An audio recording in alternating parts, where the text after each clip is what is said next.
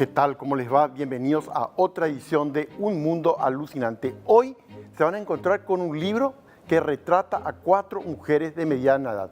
Un libro que está el autor con nosotros, José Eduardo Alcázar, enseguida con ustedes, un libro que les va a impactar muchísimo. Y comenzamos, por supuesto, con nuestro recorrido por una biblioteca del exterior. Hoy vamos a estar en la Biblioteca Pública de Boston. Les cuento que es la tercera más grande de los Estados Unidos. Fue la primera biblioteca pública de la Unión Americana, la primera gran librería abierta al público en general y la primera biblioteca pública que permitió el préstamo de sus fondos para llevárselos a casa. Eso no se estilaba antes, aquí sí. De acuerdo con la Asociación de Bibliotecas Americanas, tiene más de 15 millones de libros. Es la tercera más grande de los Estados Unidos, después de la Biblioteca del Congreso y de la Universidad de Harvard. Sus colecciones incluyen además 600.000 fotografías, obras de Rembrandt, Durero, Goya, Daumier, Toulouse-Lautrec y 350.000 mapas antiguos. ¿Cuándo se fundó esta biblioteca? En 1848 y fue oficialmente establecida en Boston mediante edicto municipal en 1852. Y en cuanto al traslado del libro a las pantallas, las películas que fueron adaptaciones de libros, hoy vamos a tratar de un clásico, El Mago de Oz, del año 1939. Está basado efectivamente este producto en un libro ilustrado. El autor fue Frank Baum y fue publicado inicialmente en Chicago cuando comenzaba el siglo XX, en el año 1900. El Mago de Oz ha sido uno de los libros y es más editados en los Estados Unidos. Narra las aventuras, los que vieron la película se van a acordar de aquella chica, Dorothy concretamente, en la tierra de Oz, donde ella se sale un día a través de una posibilidad de irse a un terreno de fantasía y allí conoce realmente a todo tipo de personas y personajes en aquel momento. La carretera de ladrillos amarillos, por ejemplo, es la falsa promesa del oro, Kansas, el estado agrícola endeudado, los zapatos de plata, el camino de vuelta a casa, la media del peso de oro. Oz el Poderoso es una película estadounidense de fantasía también que tuvo esta otra adaptación en el 2013 y dirigida por Sam Raimi. Su guión en la novela El Maravilloso Mago de Oz del año 1900, como les digo. Y en cuanto a la sinopsis, cuando Oscar Dix, el sombrío mago de un circo, es llevado desde Kansas a la tierra mágica de Oz, él cree que le esperan la fama y la fortuna. Sin embargo, 3 brujas no están convencidas de que Oscar es el gran mago de los habitantes de Oz necesitan y esperan. ¿Y qué pasa a continuación? Vean esta adaptación cinematográfica. El tema es El Mago de Oz, originalmente escrita por Frank Baum, como les digo, y que fue publicado inicialmente en el año 1900. Y consultamos con estudiantes universitarios qué libros leen y recomiendan ellos. Aquí está la respuesta. Se llama El Nombre del Viento. Trata de un hombre que hizo es muy famoso por sus aventuras y cuenta en 3 días las aventuras. Son 3 libros. El primero es el que más me gustó y un escritor le pregunta sobre su vida, sobre su pasado, y él empieza a contar todas las hazañas que hizo desde su juventud.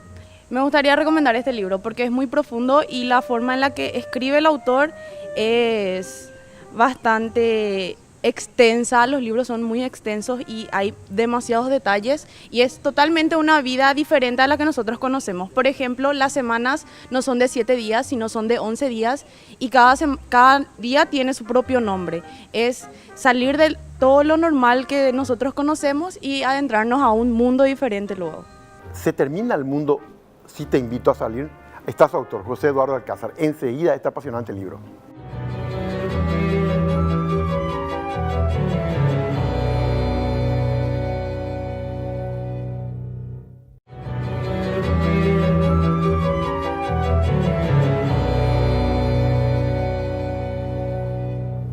Y lo que les prometía, ¿qué pasaría si alguien le dice a otra persona, termina el mundo si te invito a salir? Este libro de José Eduardo Alcázar fue presentado hace pocas semanas en la ciudad de Asunción. Es este libro y además con una tapa muy ilustrativa de lo que es el espíritu del libro y está con nosotros justamente Eduardo Alcázar. Gracias por acompañarnos, Eduardo. ¿Qué tal, Carlos? ¿Cómo estás? Quiero que me cuentes lo que me contabas antes de comenzar el programa. ¿Cómo surge realmente este libro sobre estas 4 mujeres?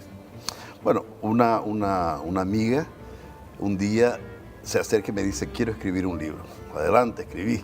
Me dijo, no, yo quiero que vos me ayudes. Y yo pensé que la ayuda que ella quería era una conversación o hacer un poco de edición del libro.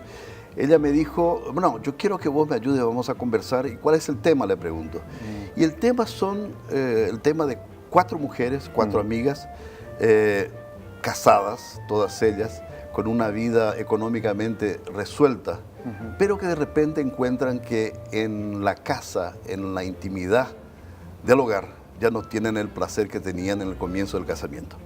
Y estas 4 mujeres resuelven tomar armas y resolver el problema. Cada una de estas 4 mujeres resuelve el problema de una manera muy personal.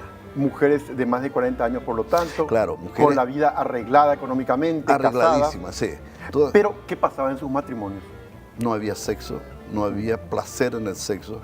O sea, no es que no había sexo, no había placer en el sexo. Y entonces resuelve decir, nosotros somos jóvenes, todavía tenemos que hacer algo para salir de esto, ¿verdad? De este aburrimiento cotidiano. O sea, ya no había placer en el sexo. Ahí dijiste muy bien, porque en el libro se nota que en algunos casos de ella sí hay sexo con el marido, pero no hay ya placer. No hay placer, ya no hay placer. Y estas mujeres se sienten jóvenes todavía, se sienten actrices de una vida plena de sexo, plena de felicidad en el sexo, y entonces empiezan a buscar alternativas para el aburrimiento cotidiano, como ya dije.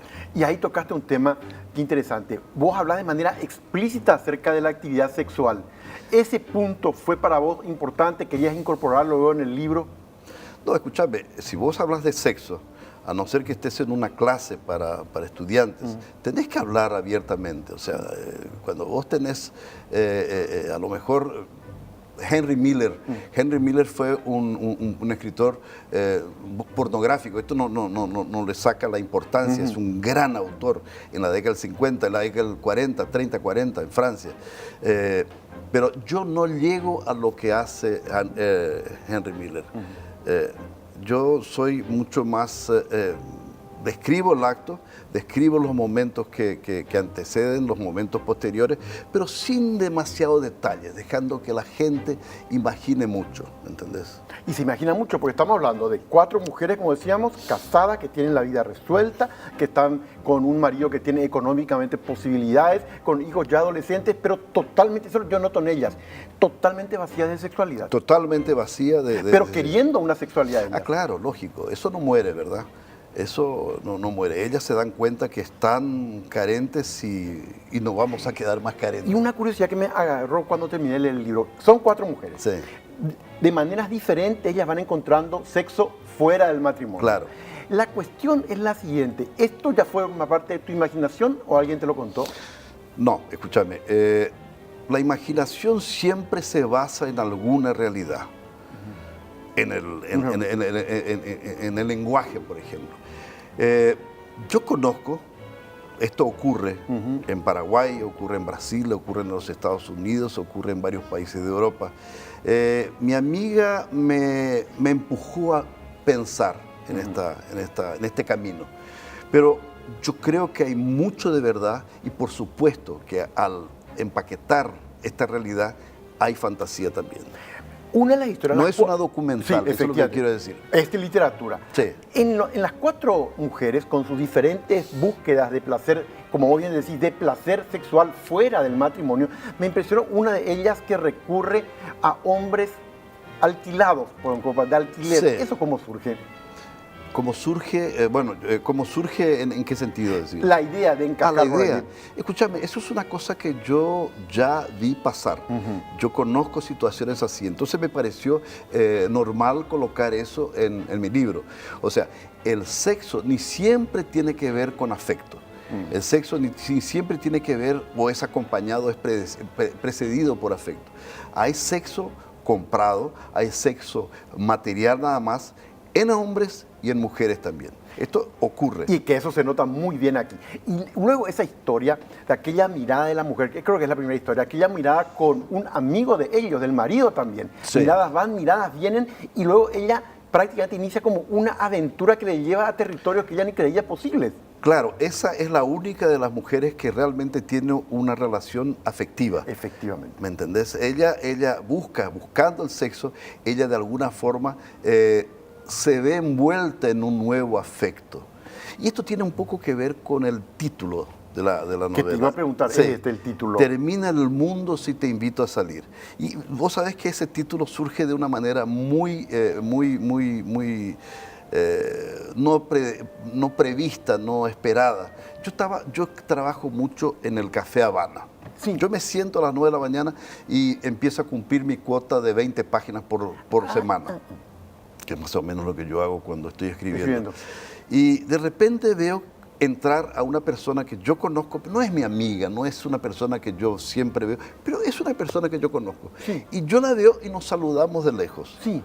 Hola, ¿qué tal? Hola, ¿qué tal? Y ella cuando me ve, yo intuyo que ella está viniendo a mi mesa y ella va a sentarse en mi mesa, o sea, mejor dicho, yo no sé si se va a sentar en mi mesa, pero yo sé que nos vamos a saludar y etcétera. Entonces yo en ese momento digo, ¿cómo yo haría para invitar a esta mujer, que no es íntima mía, a salir a tomar un café, por ejemplo? A la mujer, vos pensabas, ¿cómo invitarla? ¿Cómo invitarla? Este es un problema que yo me coloco así en fracciones de segundo. ¿Cómo yo haría para invitarla? Porque escúchame, invitarla simplemente diciendo, che, tomamos un café, no me pareció que tendría que ser un poco más complicado, tenía que ser un poco más seductor, tenía que ser un poco más... tendría que esperar alguna resistencia de su parte, tendría que simular algún interés. Entonces, en esa fracción, en esos segundos en que ella se fue acercando, surgió la idea. Termina el mundo si te invito a salir. El mundo si te invito a ¿Le salir. dijiste eso? No le dije, ella no sabe que no fue, sabe. ella no sabe. Vas a ver un día. Vas a ver un día, claro. Sí. Pero pensaste que esa sería la forma de invitarla. Porque yo empiezo casi con una tragedia, una hecatombe, un apocalipsis porque es un anuncio, ¿verdad? Pero termina el mundo. Y después pongo, si te invito a salir, no, obviamente que no termina ningún mundo, a no ser que... Y me impresionó mucho también que acá no hay medias tintas en cuanto al acto sexual. Vos hablas mucho de coger precisamente porque finalmente a ese punto van esas mujeres. Sí, claro, esa es la palabra que nosotros usamos. Yo digo lo siguiente, Carlos, el vocabulario está ahí para que lo usemos. No hay mal en hablar como pensamos, ¿verdad? Y no hay palabra fea, no hay palabra linda, hay contextos. Claro que vos no vas a decir, si nadie en el ambiente donde vos estás usa esas palabras, no hay que usar. Pero yo, como escritor, estoy siempre en un mundo donde todas las palabras son posibles. Siempre que tengas, que esté dentro del contexto de lo que estoy escribiendo. Efectivamente. Eso digo. Al terminar el libro, recordando a estas 4 mujeres que relatan esa búsqueda de ellas de sexo placentero ya fuera del matrimonio, ¿crees que ellas lo consiguen? ¿Cómo las ve a las 4 después de terminar el libro? Bueno, mira, yo no las juzgo. Yo simplemente relato con mucho cariño hacia estas 4 mujeres, a estos 4 personajes. Yo les tengo mucho cariño. Bueno, claro, son personajes míos, pero yo no las juzgo. No sé si hacen bien, si hacen mal. Creo yo, y pongo eso en la boca de cada uno, creo yo que encuentran felicidad, o por lo menos encuentran paz en aquel desasosiego que había antes de empezar esta aventura. En pocas palabras, al encontrar el placer sexual, el desasosiego disminuye y aumenta la paz y la felicidad. Y esa búsqueda es siempre, eso sí, es fuera del matrimonio la que hacen las 4. Siempre fuera del matrimonio. Ellas consideran que dentro del matrimonio está todo agotado. Eso te iba a decir.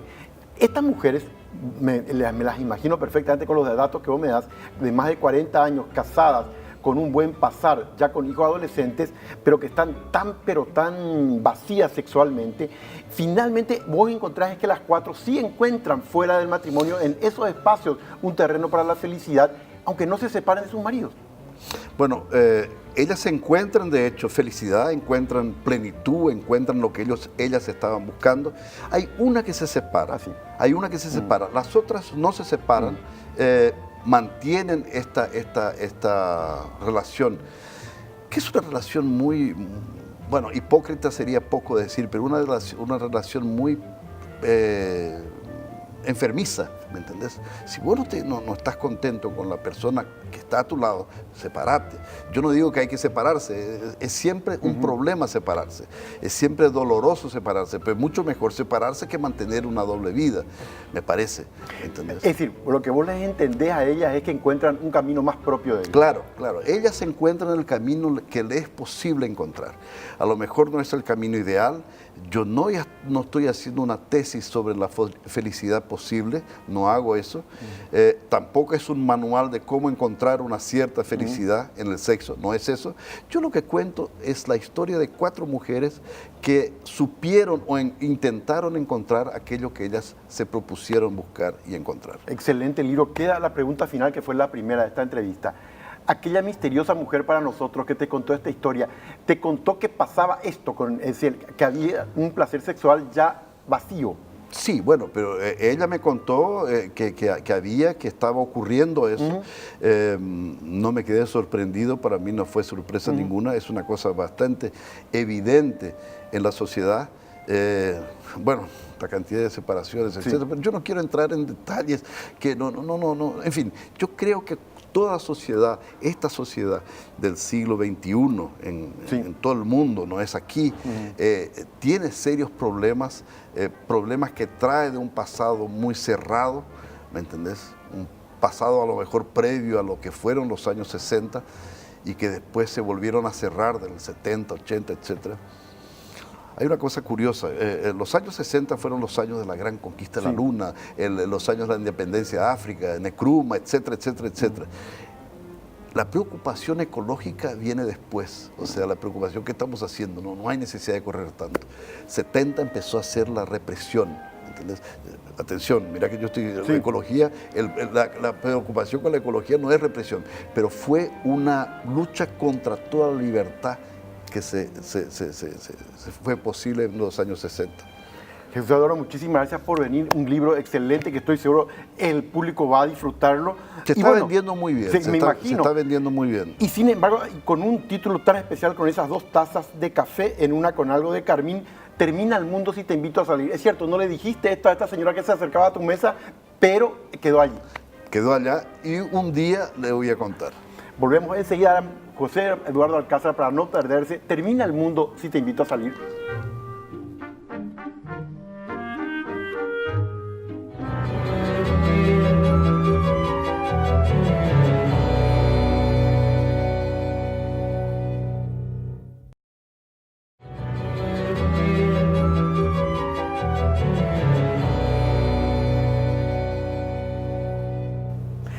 Y seguimos con esta suerte de recomendaciones de universitarios. ¿Qué leen y qué recomiendan? Aquí está. El Resplandor. ¿De qué trata este libro? Es de una familia conformada por 3 personas. Un nene de 5 años cuyo papá tenía problemas alcohólicos y estaba trabajando en una escuela. Y después tuvo un problema ahí con un alumno y entonces el papá se quedó sin trabajo y comenzó a buscar así trabajo y encontró un amigo que le dijo que se vaya a cuidar un hotel que estaba lejos. Entonces se fueron durante el invierno. Este libro me gustaría recomendar porque habla como una persona que superó un problema, fue acarreando el mismo problema y cómo le puede perjudicar no solamente a él, sino a su familia completa. Y un libro que hizo historia. Es más, la edad contemporánea con las democracias que pueden subsistir se debe mucho a las ideas de Montesquieu.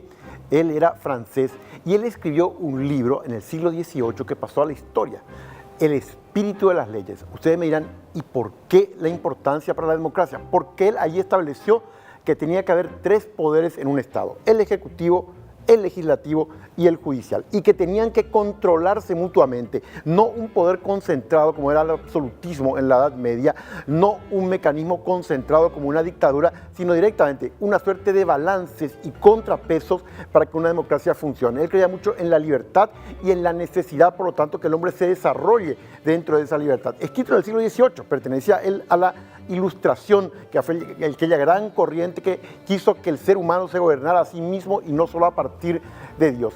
Ahí está. Por eso el fundamento de la democracia moderna está, y les recomiendo que lean este libro, En el espíritu de las leyes de Montesquieu. Y ahora los libros que ustedes pueden encontrar en esta semana en librerías. Gracias a ese libro contamos con un libro que les va a emocionar.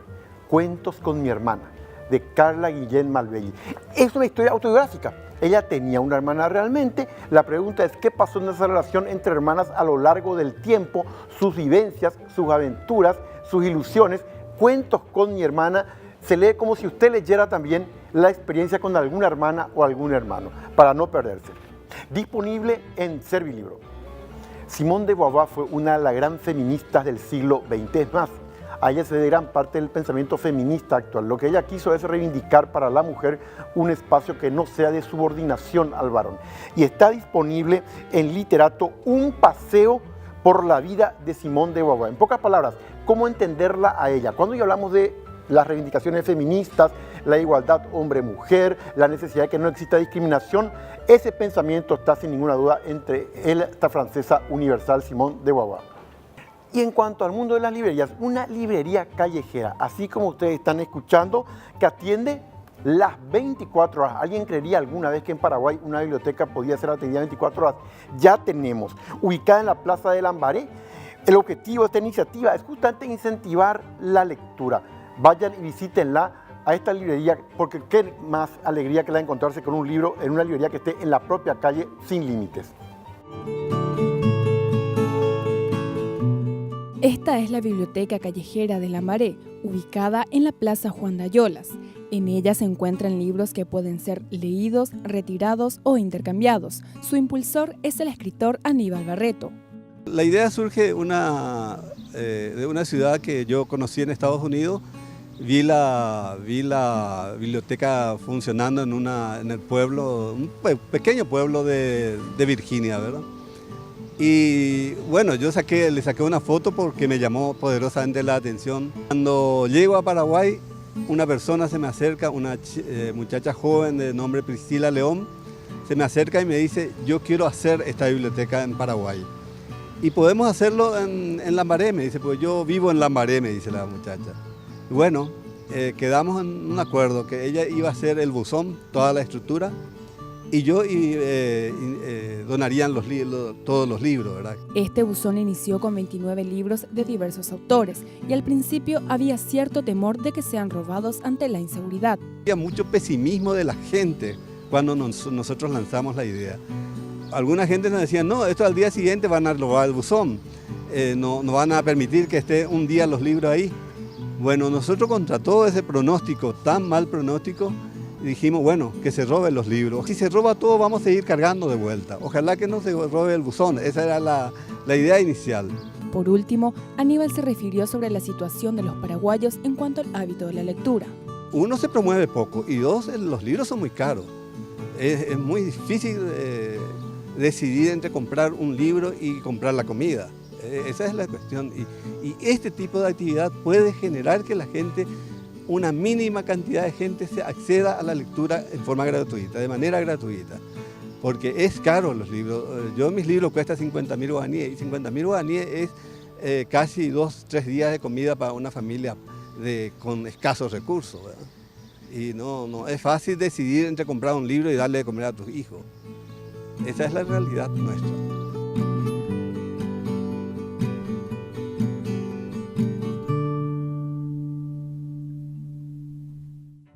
Se termina el mundo si te invito a salir. Ese es justamente el título de la novela que hoy tratamos con su autor José Eduardo Alcázar.